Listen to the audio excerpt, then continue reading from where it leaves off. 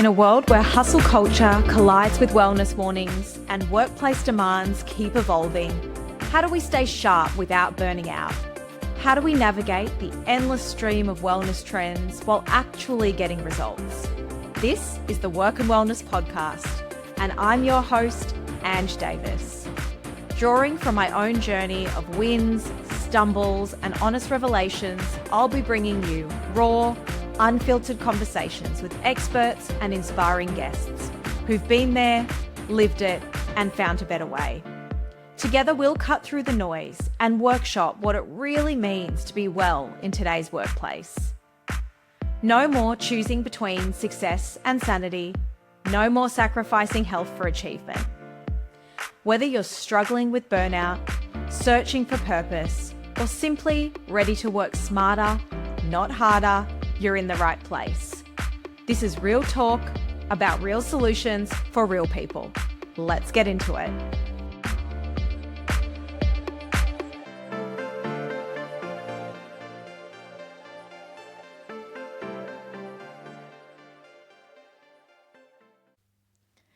Hello, friends. Welcome to the show and Happy New Year. I know we may have said that. No, we didn't say it on the last episode. This is actually the first episode of the new year. So happy 2025.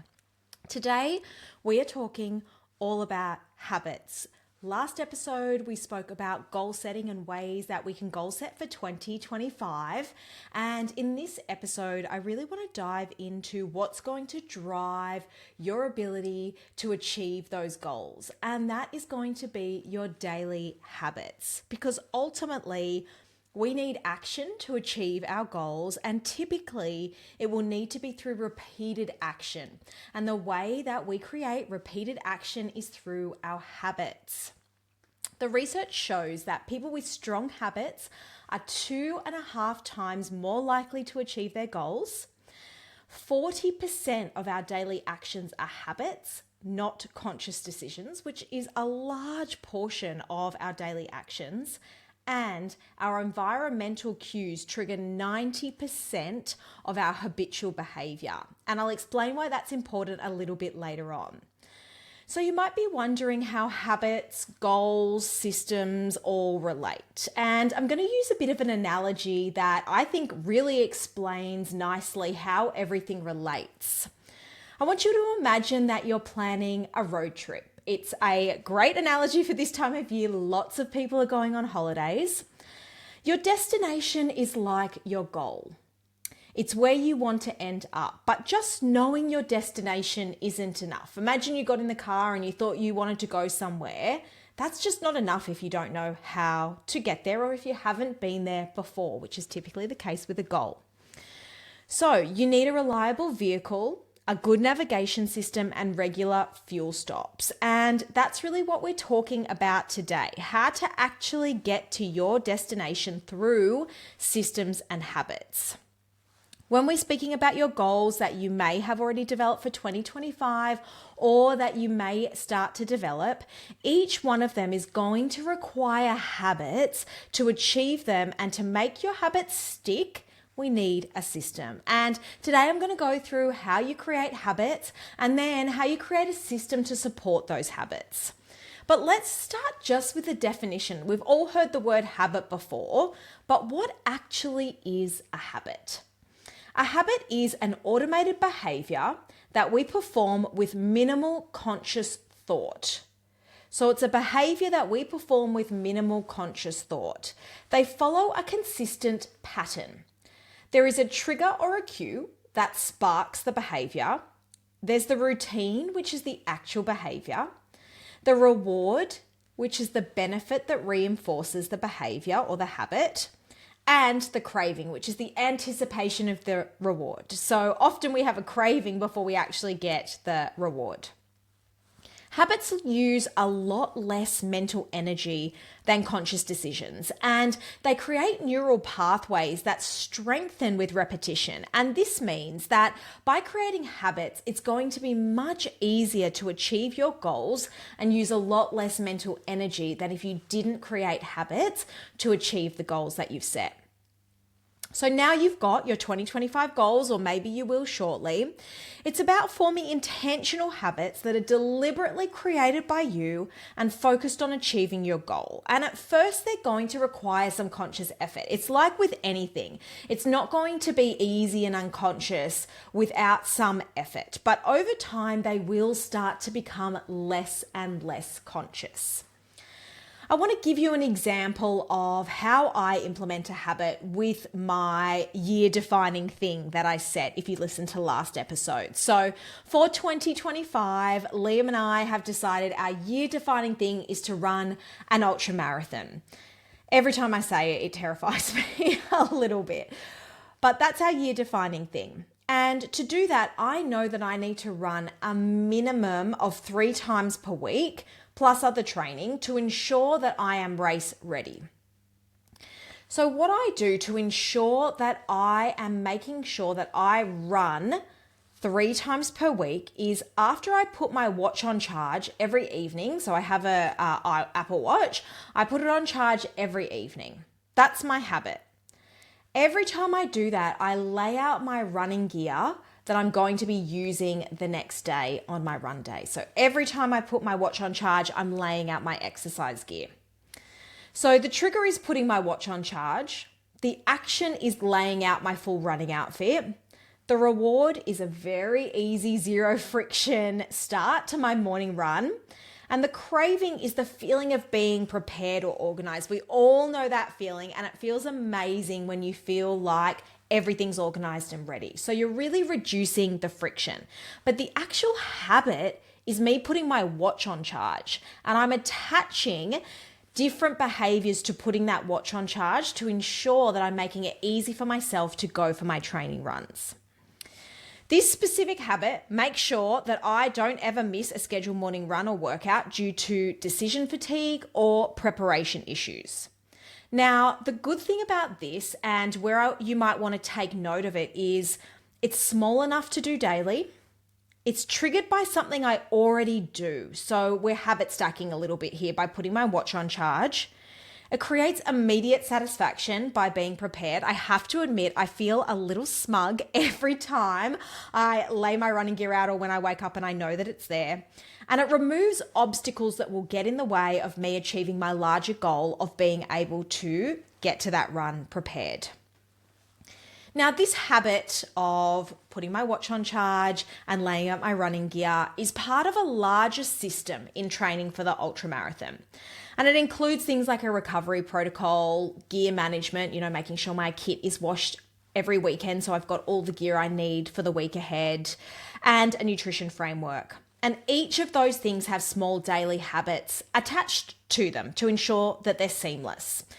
So once you've got your habit, you want to create a system around the habit. So the habit is me putting my watch on charge, laying out my gear. You want to make a system to make it really easy. And I want to share with you the 4 laws of behavior change that really help to make your habits stick. The first one is make it obvious. This is one of my favorites because the more obvious we make a habit and the more easily it is included in our environment, the more likely we are to do it. So environmental design. Make your environment easy to stick to your habit. For me, the environment is having the running gear right there as soon as I wake up. And it's also a visual cue, and it's using habit stacking. So those are the 3 things that are making it obvious. You're designing the environment, you're creating a visual cue, and you're habit stacking. So sticking a new habit to anything you do already. Another example of habit stacking is putting your vitamins next to your toothbrush. Every time you brush your teeth, you take your vitamins, for example.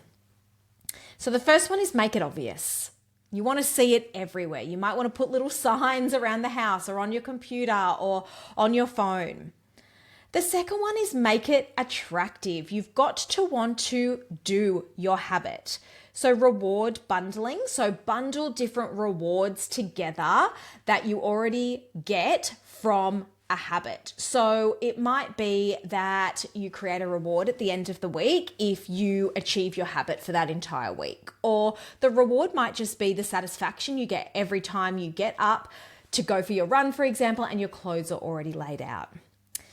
Making it attractive, another way to do this is accountability partners. It's always attractive when you have got to tell someone that you're doing it. You know, it makes you want to do it because you want to be able to hold your promise to the person that you said you're going to do it to. And then progress tracking. I don't know about you, but I love ticking something off a list or writing it down to show that it has been done. So that's another way to make it attractive. The third one, make it easy. Anything that's too hard, we're not going to do. Our brains are designed to preserve energy. So when we are doing something that's a little bit tougher, you want to remove as much friction as possible to make it as easy as possible. So don't create friction between you and what you need to do. Another example of this is if you are saying that maybe you want to cut out refined sugar for the new year, as an example. Do not keep anything that has refined sugar in your fridge or your pantry because that creates friction to you getting to your goal and it creates temptation. You want to make it easy by preparing as well. So create a preparation ritual similar to me laying out my gear.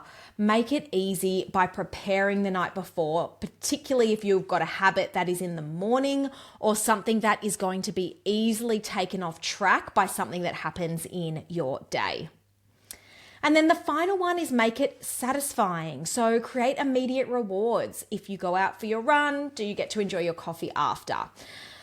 Track your habit and create celebration systems. If you get through a month of doing that habit and it's gotten you closer to your goal, set yourself a little carrot at the end that is some sort of celebration that you will do once you've done a month of hitting that habit.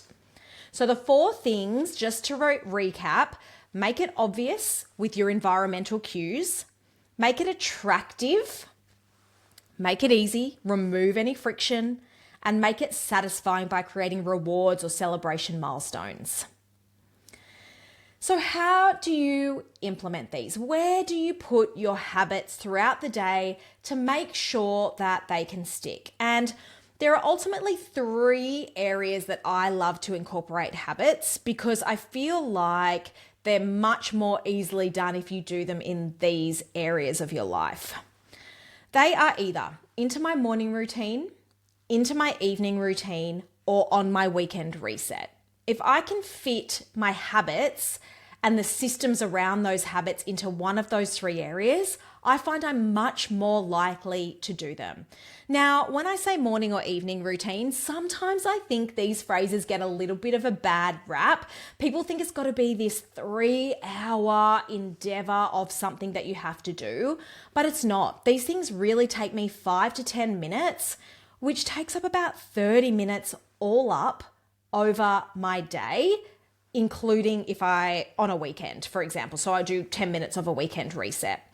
Now, I guarantee if you look at your phone or screen time, you definitely have 30 minutes a day or 20 minutes a day and 20 minutes on a weekend to be able to do these routines. So your morning power habits. Think about the habits that you have decided you're going to use to get to your goal and design your ideal morning routine that incorporates those relevant habits. This way, they're done for the day, and no matter how your day goes, you've completed those habits. And that's really rewarding for us. If our day just goes completely, it means that we can absolutely still reward ourselves for completing those habits in the morning. And I think that's the beauty of it. It tells us that we can still do the things we need to do. It's good for our brain. It's really great to reinforce, even if our day goes down the gurgler. Thinking about energy management versus time management. So yes, there is the time to complete the habit, but also have a think about when in your day you carry the most energy. So for me, my morning is when I have the most energy. It's certainly when I'm most switched on, the most creative, the most focused. And so I make sure that any habits that require that energy and focus are aligned to my morning as much as possible. So thinking about not just the time it takes, but the energy, because let's face it, a lot of us might get to some point in the day, maybe the end of the day if you're like me, and just think, I don't want to do it. I can't be bothered. So really thinking about where you've got energy and putting your habits in that part of your day. And then starting small and building up. I think one mistake that is made a lot when we start habits and goals for the new year is that we try and take on 20 new things and then we don't stick to them and then we get hard on ourselves. I want to share a bit of an analogy. I saw this in a lecture and I think it's been shared quite a few times, but it's a lecturer who starts with a glass bowl. And in that glass bowl, he puts his big rocks. So 3 big physical rocks in this big glass bowl. And then he puts some stones in and around where there are gaps. And then some pebbles, so some smaller rocks, like imagine those little sort of aquarium pebbles. Then sand to fill up all those little gaps around the pebbles. And then finally water to fill up any last gap so that it's completely full. This glass bowl, imagine maybe a fish bowl, is completely full to the top. Then he gets someone to come and do it the other way. He puts the water in first. Then he puts some sand, then the little pebbles, then the stones, and eventually there's actually no room for the big rocks because all of the other stuff has filled up the aquarium. And so if you think about visually what this looks like when you're doing it, because in the first instance, everything's getting smaller and smaller and smaller, it fills up all the little gaps. But when you start with the small stuff, it doesn't leave any room for the big stuff if you do it in the other direction. And I guess this is really an analogy with starting with one thing, one big thing, and then doing the next big thing.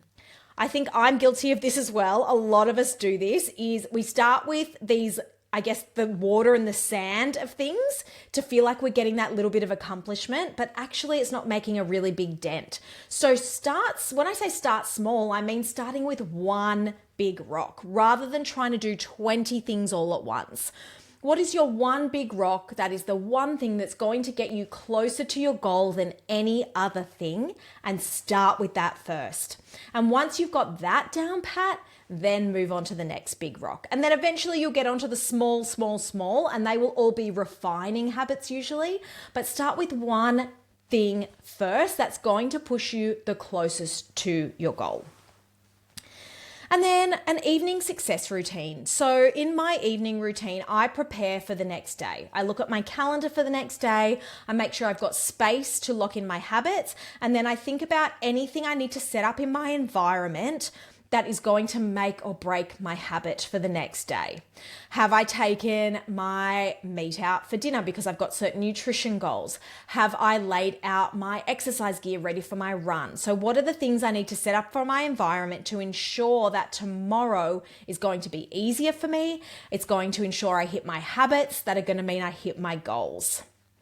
And then finally, a weekend reset. I love a weekend reset. And I do weekly planning. I look at my calendar for the week ahead. The first thing I do is put in all my movement, and then I start filling it up with work after all of my movement is in there.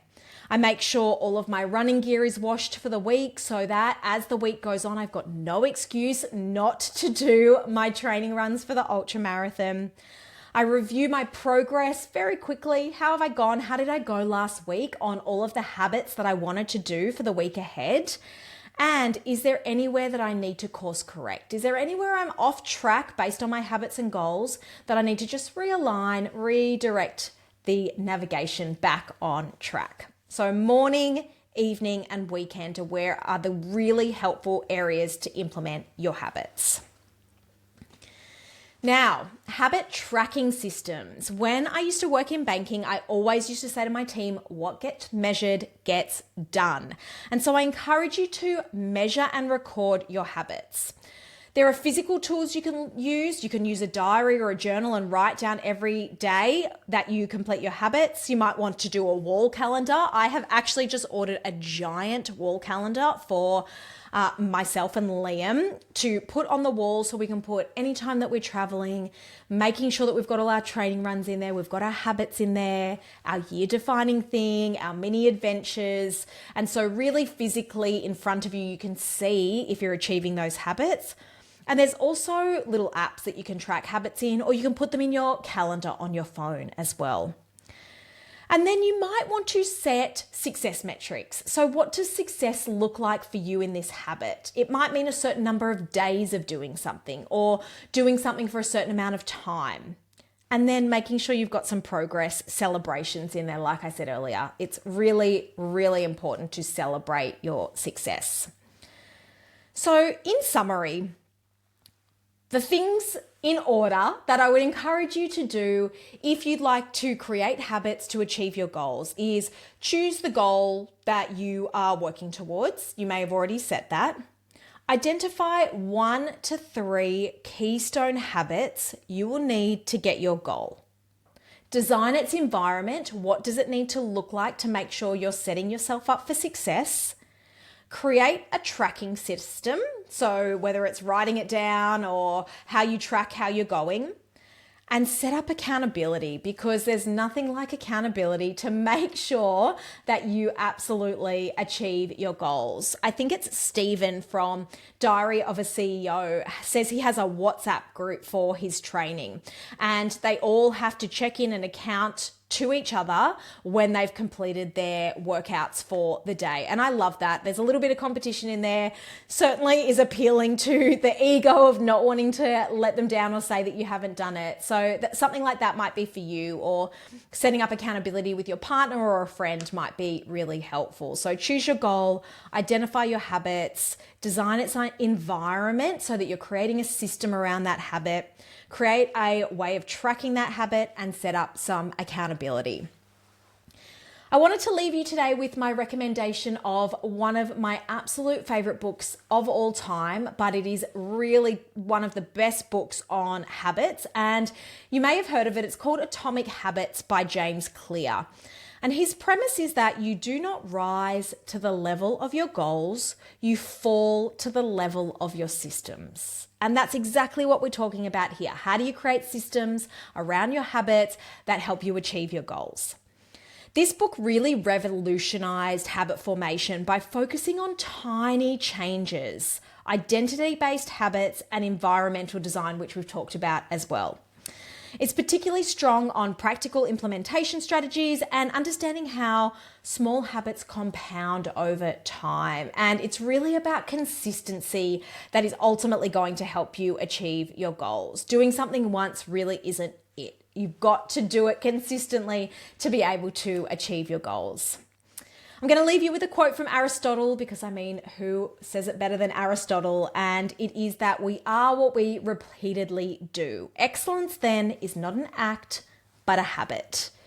Thanks for listening today. I hope you have gotten some great tips out of the episode, and I'll see you next week. Thanks for joining me on Work and Wellness. If today's episode resonated with you, remember, someone in your network might need to hear this too. Share it with a colleague or friend who could use these insights. I'd love to keep the conversation going, so find us on Instagram at Mind Your Grit, where we share daily tips and continue these discussions. And if you found value in today's episode, please take time to rate and review the show. It makes such a huge difference and helps other people discover conversations they might really need. Don't forget to hit subscribe so you never miss an episode. Each week, we're building a community of people who believe that success and well-being go hand in hand. You can find the notes, resources, and links from today's episode at mindyourgrit.com. This is Work and Wellness with Davies. Your work matters, your wellness matters, and this is where it all comes together. See you next week.